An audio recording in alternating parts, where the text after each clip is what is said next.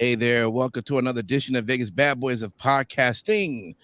I'm DJ Impact, and I got here Vegas Bad Boys, Matt Michaels, Simon Street, Sin City Steve. Glad to be back after holiday.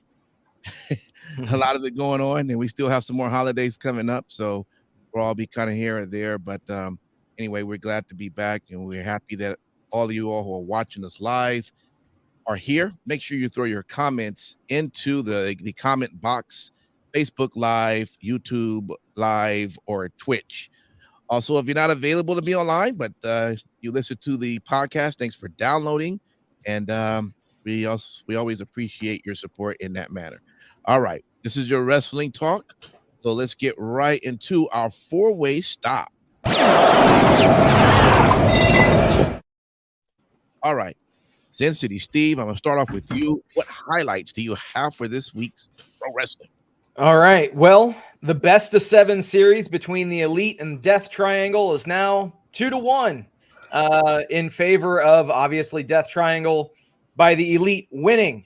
And I thought for sure they were going to go, have Death Triangle win the first 3, then have the Elite win the last 4 and be a cliche. Regardless, though, both teams went out, had yet another killer match this week. The Elite pick up the win, as I said. Pretty much, yeah, I think that the Elite will walk out of this, obviously, with the trios titles. But, yeah, as long as they put on just great matches each week, that's all I care about. Also, next week is the Dynamite Diamond Battle Royal. The winner will face MJF at a time of their choosing for the AEW World Championship. They really do need to retire the Diamond Ring gimmick itself, especially now that Regal has passed the Nux, if you will, to MJF. Obviously, whoever wins the Battle Royal, they're almost assuredly going to lose to MJF, but I just hope that they use it to elevate somebody. Yeah. Elsewhere, Samoa Joe is the one true king of television. Or so he says, anyway. He defeated the newly signed AR Fox in an open challenge match for the TNT title. I think that AR Fox will be a good signing for AEW, if for no other reason than the guidance that he can give to the younger talent on the roster. Not to mention he's had a hand in training several of those wrestlers as well. You had Wardlow, continuing that feud and mocking Joe for evidently coming up with the War Joe nickname. So, yeah, as long as Wardlow walks out of this with those titles at the end, it's all good. Okay. I got you there. Let me go over to you, Mr. Simon Street. What's your highlights? Well, I didn't get a chance to watch as much wrestling as I would have liked to, but I did get a chance to consume Raw and SmackDown and a splash of NXT. I'll start with NXT. Mr. Diva Djokovic. I always mess up his name. Always. Dijak is what his name is now. But it's pretty cool. At first, when I saw the promo the week prior, I was like, nah, I don't know if I'm buying it. But I really like it. I like he has like this weird, I don't know, like Terminator type look. At first, I was kind of like, man, all right, are you trying to be Karrion Kross? But it's pretty cool. I hope they book him as a striker because that's what he's really good with. He does have some ring prowess, but, hard-hitting striker would probably work for him. In other news, Raw was cool. Raw was really, really cool. Becky Lynch opening up for Raw was that's her element. Like that is her wheelhouse when she's able to be out there in the crowd. I think it's been a while since we've seen a lot of that, like in a long time. Somebody actually with an open mic out in the crowd. I don't know if it was planned. I would assume probably it was planned maybe, but it was cool. And then the huge fight, man, I tell you, man, those plushy teddy bears, when you throw them like that, it can really hurt somebody. And as well as those golden plastic chains, man. You talk about brass nuts from your boy Regal. They should watch out for those plastic chains. Also, too, SmackDown, man. Gunther beating the shit out of Kofi Kingston. was quite interesting. And that new move, that finishing move that he has, seems pretty interesting. I had to look at it a couple of times, but that's pretty much what I got a chance to watch this week. All right. Mr. Matt Michael. Yeah, I definitely agree on the brawl with Becky and Bailey. You can't go wrong with those two. It's a masterclass. It's unbelievable how good they are. And the fact that they can improv off of each other as well is pretty just damn telling. And then to go upstairs and have that all set up for just a wonderful brawl in a fucking merch stand. The Judgment Day versus the OC and the 8-man tag match was pretty nice to see. Finally, all of them getting in on it. Miz versus Dexter. Finally, Dexter gets his hand on the Miz, and definitely was a good little storyteller when Gargano came out and gave the money back to the kid. I was so hoping that Miz, that he would just go on with that money. That it was just, the kid was like so excited he got $100 bill, and then he fucking gets it taken away by the Miz. That was great. And the kids were looking to see if the bills were real too. Yeah. It was hysterical. Candice actually coming out and striking Dakota on her way down to the ring, while then they went into a picture-on-picture with that, was very interesting, because all of a sudden my eye stays on the fucking product. So it isn't the usual, most times it's just usual rest moves and stuff not really happening. So that was interesting to kind of catch your eye to go, oh wait, I gotta watch that. And Legends putting over Zoe on NXT. That was pretty sweet, man. All right. Good stuff there. With myself, shout out seeing Dijak. Poor Dante Chen. I knew this was not going to be a good look for him, but Dijak did exactly. Hey, Tony D'Angelo goes, hey, I've always had a good relationship with the law. I love that shit. All right. So we'll see where that goes. The Kevin Owens defeating Jey Uso. Great match there. Listen, man, they got 9-10 weeks or whatever for the Rumble. So it's all right to have all these different who lose, who wins, whatever, as they build up the story. But overall, that was a really good match, and I'm still loving the love affair of Sammy being a part of the bloodline. Of course, we didn't get a chance to talk about the Survivor Series, but of course, we're still in that moment. So it was kind of great to see how that was on Raw. Street Profits, is good to see them again back. Dawkins did a pretty interesting move against God,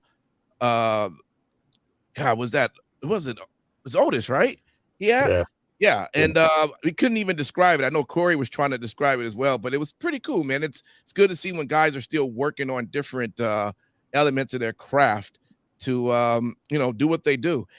And I gotta tell you, I am a fan of the Byron Saxton Investigates. You know what? Finally, let's get a little bit more of that. I want to see more investigations that come. Dude, I love that bit. And the Dexter Lumis Miz, that was a great storyline. Something that's a little different from what we have seen, because we know a lot of storylines, you keep retelling them. But that was a little bit something that was different. It was kind of great to see the conclusions for that. My final thing I would say, and this Sin City, maybe you'll give me a little love for this, or maybe you won't, but MJF's promo, I do want to throw that into the four-way stop. I thought the promo was we'll actually talk about it. I thought the promo was really good.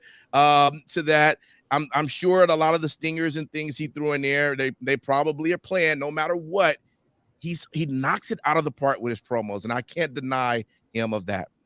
All right, that's the four-way stop. Let's go now over into our Too Sweet for the week.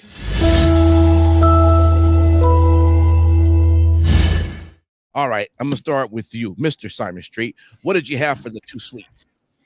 Well, definitely the two sweet was definitely seeing that match with Meacham, Mia Yim. I don't know what they're gonna do with that name because it's like they want Meacham to be it, but they still want Mia Yim to be a name. Besides the point, her and Rhea Ripley on Raw going at it was really good. Anytime you see two of them lock up, it is truly entertaining.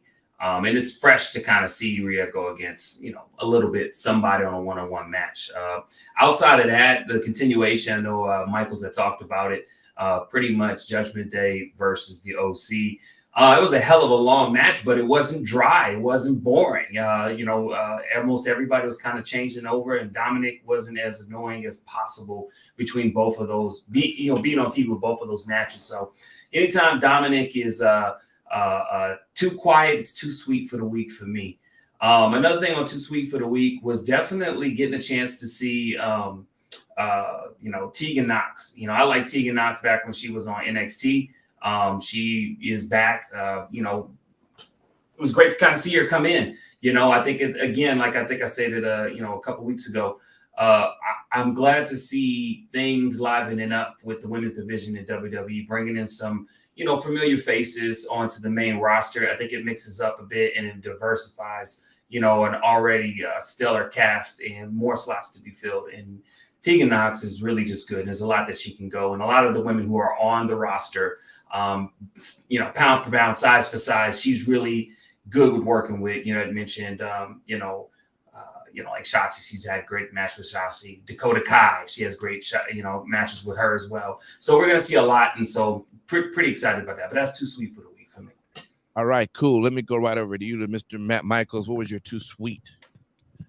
The whole bloodline from Survivor Series through this week, just wonderful stuff, man. Top to bottom. It's going to be interesting to see that Rumble with Sammy accidentally eliminating Jay, because that's got to fucking happen now. And that will start you rolling into WrestleMania with that storyline. That would be wonderful to see. But let's not ignore, and AEW can kiss anyone's ass over that Escobar Ricochet match, because that was probably one of the best fucking matches on television the whole year, period. And for the wrestling show over there at AEW, start watching WWE, kids, because it's not what you thought it was, which was old man McMahon's ballsack smell all over it. God. Or you could go back and watch Lucha Underground. I guess. All right, cool. I'll jump in here right quick. Yes, Santos Escobar Ricochet match definitely was fire. I will say this: Ricochet definitely, deserves to have a moment of praise, some sort of accolade he should get. On the other hand, I was questioning, should not Escobar have won that match? Well, don't forget, he's going against Gunther. Well, that too. Yeah. Well, how did he lose the title? Right. And Gunther is going to kill him again. Well, I don't think it's going to be that easy, but I think the result may be much the same. Okay. All right. Last thing I just want to touch on. So, being away for a couple of weeks, it was I missed one little pay-per-view of Impact Wrestling, and all hell looked like it broke loose, right? So without going into that, just this past Thursday show was fire. The first 30 minutes just really had me going, this shit is good. Bully Ray, of course, he comes out because he done. First off, I need more than 2 minutes. Josh Alexander, keep your wife away from the ring, please. That's the first thing. She's always being attacked by these guys, okay? And Bully Ray was no different at the pay-per-view. But nevertheless, on the Thursday show, this guy comes out and, he's about to hurt Old boy he's about to fight. I forgot his name, but it got Scott D'Amore out there ready to now fight Bully Ray. This guy taking off his shirts. He's saying cuss words. I'm saying Scott D'Amore here. Your general, your president, your head of the corporation just went mad all on Bully Ray. And of course, Tommy Dreamer's trying to keep him from attacking him. Crazy shit. It was really good. You know, you got the chance to see Scott out of that form and someone so pissed off at one of their talents. And Bully, dude, he's another one that's just still got it. He's another one that just still got it in terms, especially more of his promos. It was just exciting stuff, man. I'm happy to get back into watching that, but that's definitely my too sweet. I know I took away too much time. Sin City Steve, man, what you got? I don't know how to even follow that. I'm gonna have to do a special show on that, guys. I'll make it up for you. All right. You didn't even go to the good part, the fact that Eric Young got murdered by Diener. Exactly. I'm sorry that it make the too sweet to see someone get murdered, but I'm sure that don't worry, I'll talk about it. All right, let's next segment.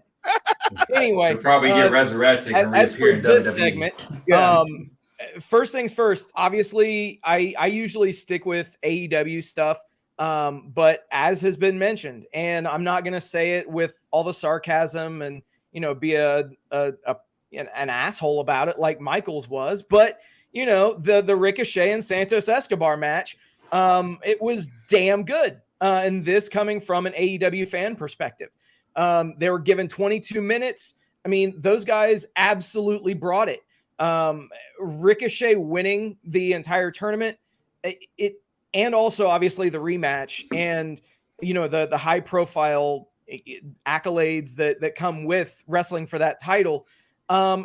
It's good for his career and it's much needed at this point. It was actually right up there with the Bryan Danielson and Dax Harwood match over on the other channel, which was great. Those two guys got 15 minutes.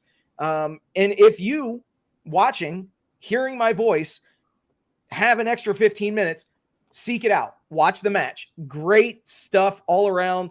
There was a lariat exchange between the two guys. Just really hard-hitting shit. It was very, very good. Both guys gave it exactly what you would think they would give. And then also rounding out Too Sweet for the week, the Acclaimed. They continue to ride the wave of popularity. Such a good success story. The promo with Renee this week was solid.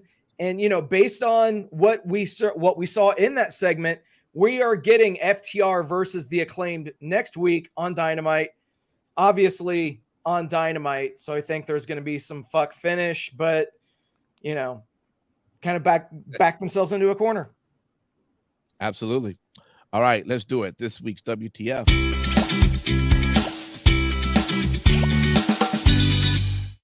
All right, Mr. Matt Michaels, what you got? Okay, so let's start with Hangman versus Mox. You have to be shitting me that they're going back to that fucking shit fest. Wow. Okay. Tony Khan, the greatest booker on the planet Earth. He knows exactly what the fans want. And not only do we get that this week, we finally get Matt Hardy going back with the Pee Wee Street Profits. That is exciting right there. And welcome back to Mediocrity, Ruby Soho. Midcard just got much bigger now. You bring her back and you don't have her go against the champ or something like that. What the fuck? We do need, however, more Jade versus Bow Wow. That's going to be fantastic. So good. They bring out a new belt because they needed a new belt after 3 years trying to change the belt, and then Shivani shits all over it. Way to go. That's the new title for you guys. Very good.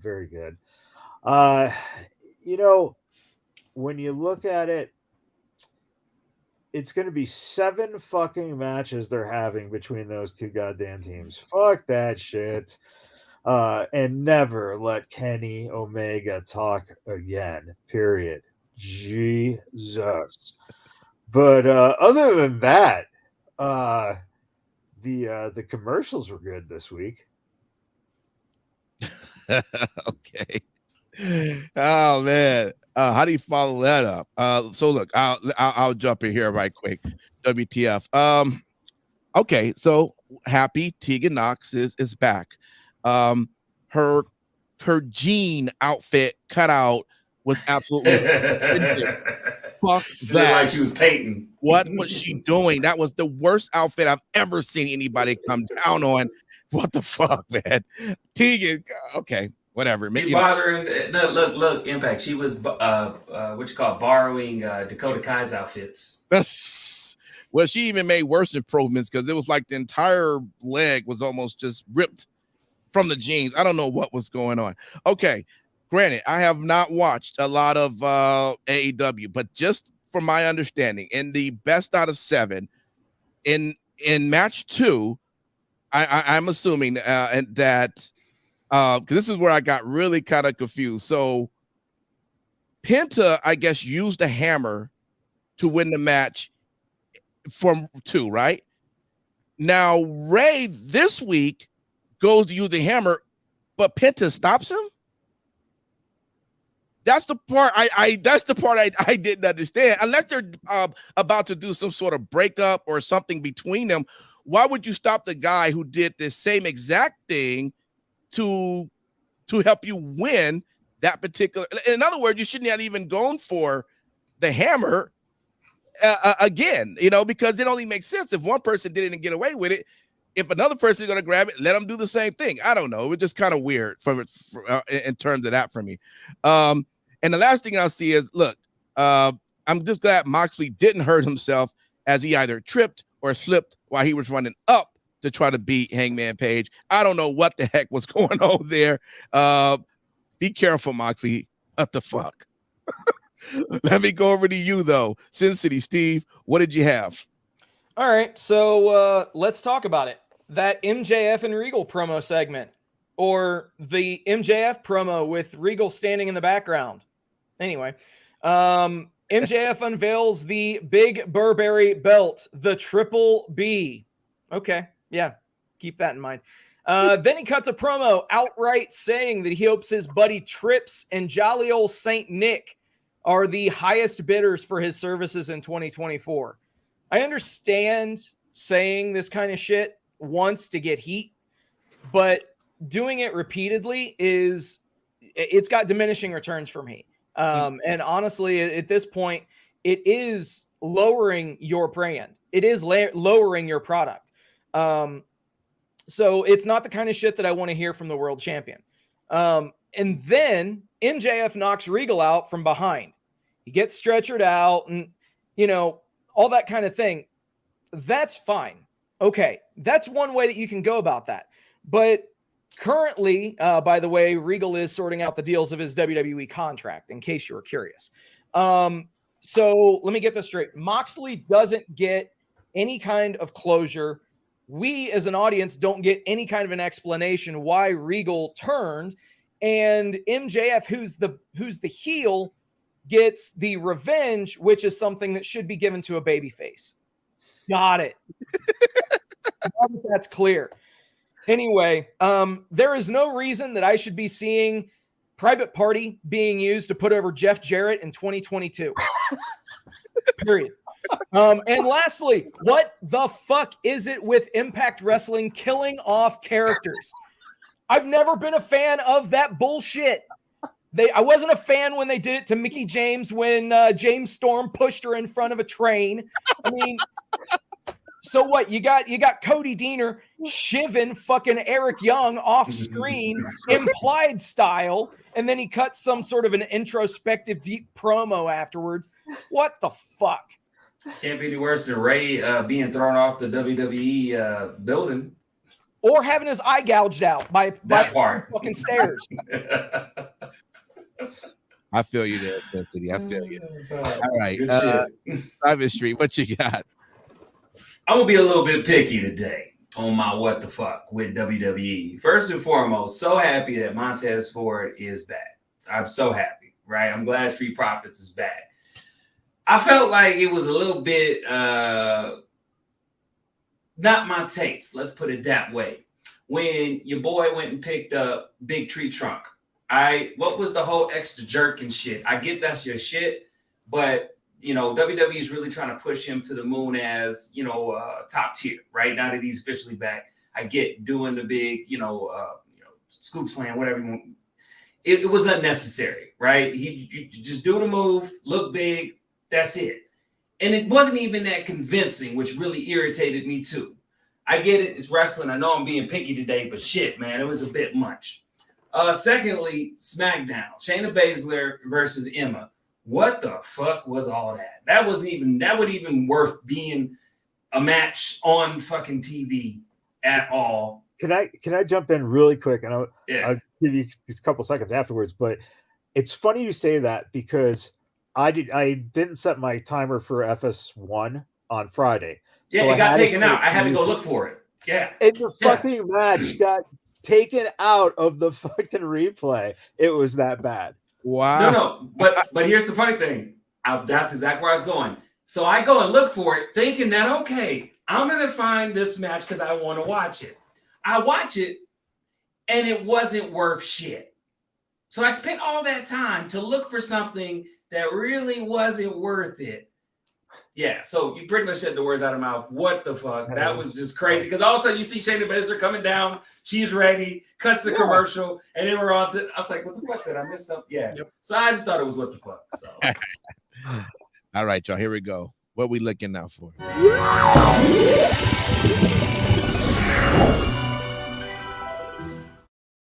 All right, so I'll kick this off. What I'm looking out for, I'm looking out for Kurt Angle's birthday celebration. Yay! Get to see Kurt again, right? Get your milk. Get your glasses of milk ready. Also, what is it? A real Christmas story written and performed by Pretty Deadly. Yeah, sign me up for that. That's got to be pretty interesting, right? I'm looking out for that. And how can you also not be looking out for this? What is this? This Iron Survival Challenge? Okay. The only thing in wrestling that has more rules than the pure rules in ROH. I know. I was looking at that like, what? But okay, all right. And I can already give you the spoilers. Who's going to win that one? Von Wagner will probably win. He'll be part of Wild Card because it's between him and Axiom and Andre Chase. So it'll be Von Wagner. And then for the women, you got Wendy Chu, Fallon Henley, and Indy Hartwell. It'll be Indy Hartwell because they shitted on her at the table. It was like, Indy, oh my God. I mean, I don't know what she's doing. She's not. Yeah, if you're going to say all that, she's pretty much going to win that, the wild card. So I just gave you guys the spoiler. Sorry. All right. Let's move on to, let's go to you, Sin City, man. What are you looking out for? So I am looking out for Chris Jericho versus Claudio at ROH Final Battle. Yes, that is still a thing. If Claudio wins, obviously he wins the title. But if he loses, he must join the Jericho Appreciation Society. During the promo where they, threw down the stipulation, Jake Hager said that he had a hat for Claudio. Side note, Jake Hager and this fucking hat is absolute, just so bad that it's great territory for me. It's so fucking terrible, but it's so good at the same time. Also, AEW filed a trademark hat trick, so who knows? Could that be their fucking tag team name? We'll see. Wow. Yeah, exactly. Well, what's next for Jon Moxley? Well, Hangman Page. Thankfully, I am happy to see Hangman Page back, and I was ordinarily, I'm not a huge fan of Hangman Page, as anybody who watches this show can attest to. But the aggression that he showed in the brawl was definitely refreshing. I'm tired of seeing the depressed millennial cowboy. I don't want Dark Order flunky Adam Page. I want Hangman Page with a little bit more of an edge. And yeah, I'm looking forward to see what they do in their next match. Probably at Winter is Coming. And then let's call it what it is. Shooting a vignette with Powerhouse Hobbs back in his hometown while allowing some character development for this guy. Yeah, I'll fucking take it. I've said for a long time now, this guy could be something special. Hopefully they're investing in him. And I think that they'll reap the rewards of that investment. Mm-hmm. I agree Okay. with that one. Speaking truth to power there, Sin City. Let me move over to you. Simon Street. Definitely looking forward to a couple of things that's happening on Raw. Definitely, whenever they're doing an interview backstage, Alexa Bliss, kind of seeing her lost in her thoughts. That's starting to build up, see where that's kind of going. That's going to be interesting. Definitely wanting to see the kid that is Austin Theory upgrade. I have a feeling it's coming. I have a little bit of a wish list of things I would look forward to. First and foremost, I like the new look, sort of. Secondly, change your freaking video package on your entrance. We need you to stop using the Forgotten Times of Fastlane. And number two, your fucking theme music sucks balls. Please change that shit. I'm tired of hearing H-Town Down. But truth be told, I am looking. You do know it's not him choosing all that shit. I know. I come on, man. Let's suspend reality a little bit on the podcast about pro wrestling, Matt Michaels. Oh no. DJ would tell you that he chooses. He chooses. But I'm saying that, from what I saw on Raw, and even last week, he's starting to cultivate a new direction, and I'm almost certain that, unlike past regimes, you're going to see it full scale. Second thing is, I'm looking forward to seeing more changes with that different regime. I know you probably noticed on Raw and SmackDown that although groups are coupled together, they're still having their individual theme songs. Entrance music's coming in, such as Sami Zayn's, even though in the background, the video is the Bloodline. You saw Dakota Kai actually come out to her actual in-ring music. So a couple of changes that I saw that I'm looking forward to. Change is good. Shake it up and make it fresh. But that's pretty much what I'm looking forward to. All right, perfect. Matt Michaels. Karrion Kross, flipping over the Rey Mysterio card. Holy shit. I knew you were going to say it. It was crazy. Me too. Yeah, right? Like, okay, all right, sure, man. Let's see what happens. Take his throat out. Yeah. Maybe we'll see Scarlett and Ray's daughter catfight. There we go. Throw it. That's a guilty pleasure. Give me some 1999 bra and panty matches. Let's do it with the Sable touch. With the Sable touch. A little Sable touch. In fact, bring back Sable to rap. Oh boy. No, please no. You're Rock's right. not gonna let her. Theory. And boy, Seth Rollins is the perfect guy to elevate Theory. He's given him a lot of experience. This is fucking great. NXT needs to add a 1-hour show each week, and it's just a women's show. And that comes from Kiana James versus Henley Fallon. It was a great match, but it was a match that kind of took up a spot where if it had its own, they had their own show, it would be a standout match on that show. So that would be great. And speaking of new women, Lyra Valkyria. Okay, we're going to see what she's all about with the feathers falling off or whatever the hell that was all about. That's it. All right, cool. All right, best in show.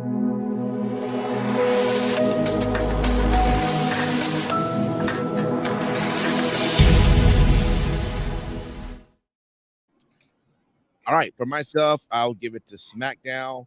Of course, Sheamus versus Sami Zayn. Got to give props to that match as well. Man, I didn't want to see Kofi fight Gunther, but you know what?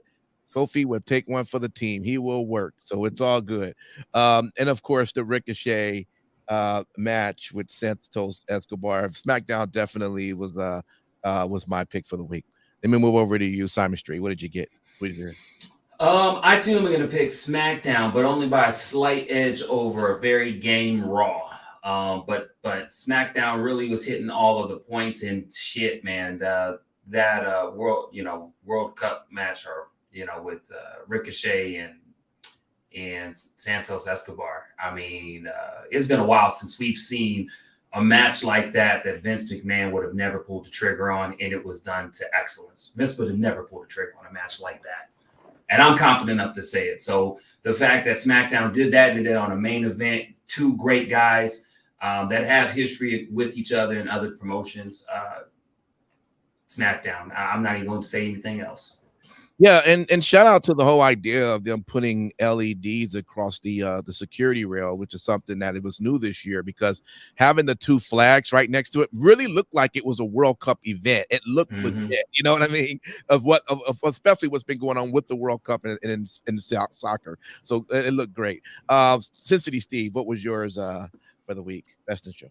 So mine is going to be AEW Dynamite. I mentioned the Moxley and Page brawl, the Danielson versus Harwood match, best of 7 match.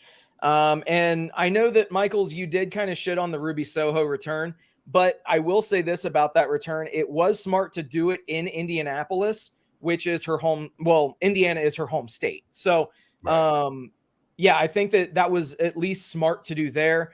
Hopefully this is a good kind of a reboot for her.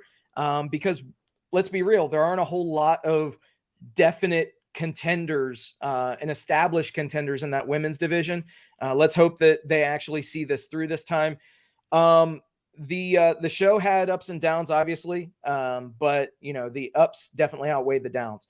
I do want to say, though, an honorable mention to the thing that went on to WWE's social media, where Dominic Mysterio and Rhea Ripley showed up to Rey Mysterio's house at Thanksgiving. Oh my God, dude. That if we would have had a show, that would have been my best in show last week. Yeah. That was that was amazing. That was good. Well done. Good stuff. Obviously, in case you didn't see it, Dom and Rhea beat the shit out of Rey in his home. And now Karrion Kross is coming for the guy. He's got no luck. Matt Michaels, best in show. Let's go back to Survivor Series and give that the best of the show last week. Since we didn't have a show last week, of course, that was just a fun, solid War Games filled card. But Raw this week has my vote. Since SmackDown, I lost a half an hour thanks to the World fucking Cup. Fuck you, soccer. Fuck you. But you're talking about America's so great at soccer. Yeah, soccer. But the best in the show this week goes to Violent Night. Go see the film where Santa Claus kicks some ass. It's fucking great. I'm going to see it tomorrow. Oh, it's worth it, dude. It is so good. I you know what? So as we ended the show, as you mentioned that, I was asking my wifey, maybe I should take the kids to see that. But then but then at the same time, I didn't know if I was being a good parent, because my daughter's 13-year-old and I don't think she should be probably watching Santa Claus kill people, right? Wow. Wait. Wow. Really? You that strict? Hey, that's what I'm asking. I need to know if I'm out of line or not. You make me feel like a shit dad. My son's 10 and he watch all types of shit. All right. It's all on you, bro. Is a young girl, dude. She can relate to the main character who goes through this whole thing. It's awesome. Yeah. It's all on you. I mean, however you wanna see that through. I mean, I trust your judgment. You do a great job of taking care of us each week. So there you go. There you go. My thing is like this: if you already put time in the game of being a parent, they could damn near watch any damn thing that with rated R on it, because you're gonna follow right up with your Dr. Huxtable / Eddie Winslow / any good father I've ever known. Listen, make it right. Most of these kids have these AirPods in their ear anyway, and God knows what they're listening to through that. So I'm pretty sure they already hear that and worse. All right, guys, we're going to end this wrestling talk. Thank you for hanging out with us. If you're still listening to us live, we end this show. We start a new show. We got 3 count. You got a chance to see some of the topics we're going to talk about. They're going to be really good. So make sure you hop onto that. If you can't be on with us live, make sure you download Tuesday's podcast because that's where you get to hear 3 count topics. All right. With that, thanks for hanging out, and we will see you next time.